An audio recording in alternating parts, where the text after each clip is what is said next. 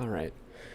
So I've only got about 10 minutes to do this, so I'm going to kick off with a timer right here. Um, okay, here's some things I'm thinking about right now.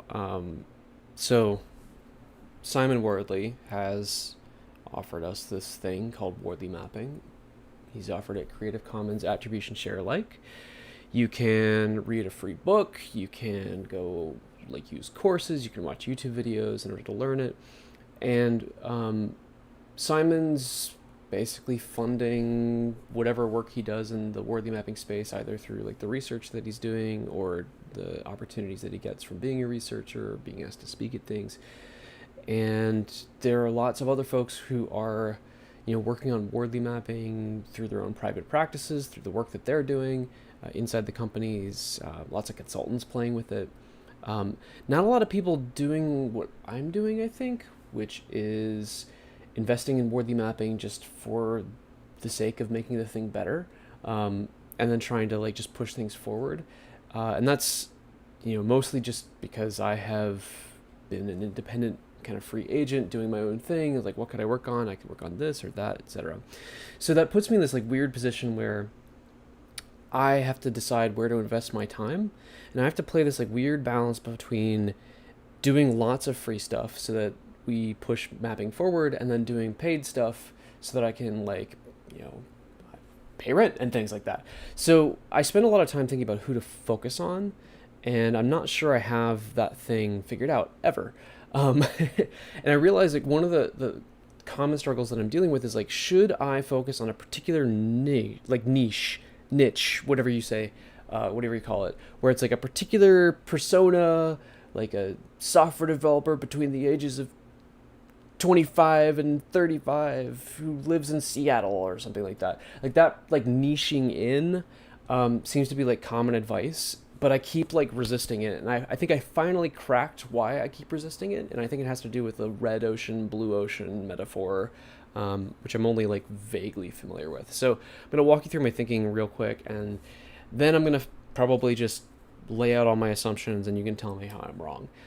So for those of you who are here watching live, you can use the chat, or if you're watching later, jump into the comments section or at me on Twitter at Hired Thought. Tell me how I'm wrong. I love being wrong in ways that help me learn to be better. So here's what I think is happening whenever people are suggesting the red ocean, blue ocean dichotomy. So in case you're not familiar, I think the rough way this goes is that if you're in a red ocean, I think it's just that there's lots of sharks or something. Like there are a lot of people providing a particular solution. Like if you're teaching yoga or if you're doing fitness or whatever it ends up being, there are a lot of people doing that. And so the only way to really differentiate yourself from everyone else is to either be the absolute best or the absolute cheapest. And that's just like, doesn't sound like a lot of fun. It sounds like a lot of hard work. And frankly, probability of success is pretty low. So I think what the authors of the red ocean, blue ocean kind of thing are saying is that in a blue ocean situation, what you try to do is you try to basically create a space to play in where nobody else wants to play. And I think one of the primary ways they suggest doing this is by niching in to a particular demographic. So getting really, really specific on a particular kind of user of the service. So it's not like yoga for everyone. It's yoga for people between the ages of 48 and 65 who happen to live in Florida and have an income at this level and have 30 plus kids or whatever. So I think that's like the kind of like niching in that they're talking about. And if I guess the idea is if you focus on in really hard on just that niche, what you end up with is the ability to market and speak directly to that subset of the larger set of potential like yoga users or whatever like the service is. There might be thousands and thousands of those people, and now by niching in, we're only like targeting like the 5,000 or whatever like the number is. Basically, we're trying to reduce the focus, and so we can nail the messaging more clearly. Okay, so I was like, okay, why doesn't that fit for the work that I'm doing with Wardley mapping in particular? Because it just always seems like the market is mostly people who are like early adopters of the thing and like really interested in that thing. And so it's not big enough for me to niche in. Like, it's not big enough for me to focus on consultants. It's not big enough for me to focus on like agile coaches or whatever. Or at least those are the assumptions that I'm laying out. I have to question those later. I've got like an evaporating cloud diagram I'm going to work on with that later. But I figured I'd just like walk through how I think this works in terms of worthy mapping, and then just see if I can explain my way out of the hole that I've dug. So I guess like in typical circumstances, I think that the red ocean, blue ocean thing happens in the product and commodity stages, where like commodity is the ultimate red ocean. Like, everybody else has been wiped out. There are only 2 or 3 providers doing the thing. Whereas in product, you have like many, many, many, many different providers providing the same kind of service. The benefits that that service offers, that solution or service or product or whatever provides, are well known. The pain that it relieves is well defined. And so we've got this basic kind of value chain of like all these different providers performing this like function, this providing this component, and that component provides reliable benefits, relieves pain reliably. And then like in the human's life, in the user's life, a series of good things will happen if they get those benefits and that pain relief, and that produces the ability for them to live a good life. So this is kind of like a very like blocky version of a value chain and very genericized.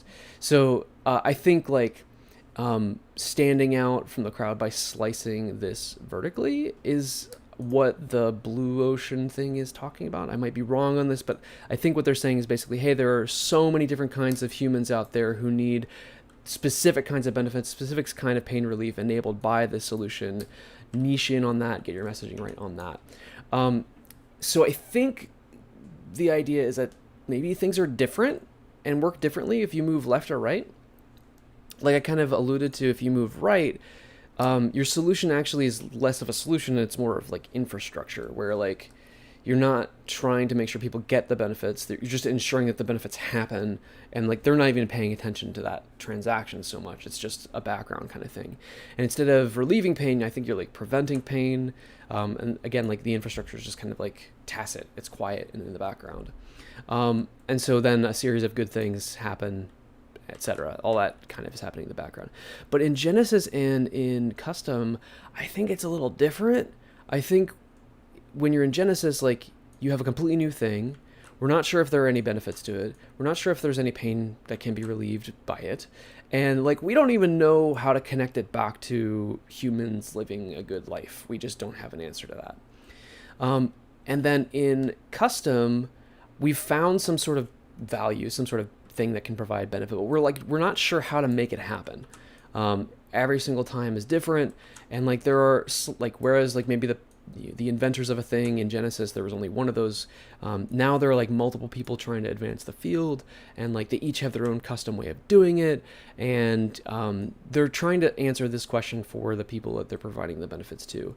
And so I think this is different because there aren't enough humans who are ready to like plug into this equation. And I think that's where like this whole like blue ocean, red ocean metaphor is breaking down for me for something like worthy mapping. So getting meta, I'm trying to like connect more dots for worthy mapping so that we can create kind of a sustainable like development of the field, get more people benefits, and actually start like pushing into this space, into product. Like that would be awesome, so that more people could take advantage of learning about worthy mapping and actually getting the benefits and getting their pain relieved. But like while we're here, I'm like, should I message worthy mapping specifically to like a specific niche, or should I really just be talking about the solution itself?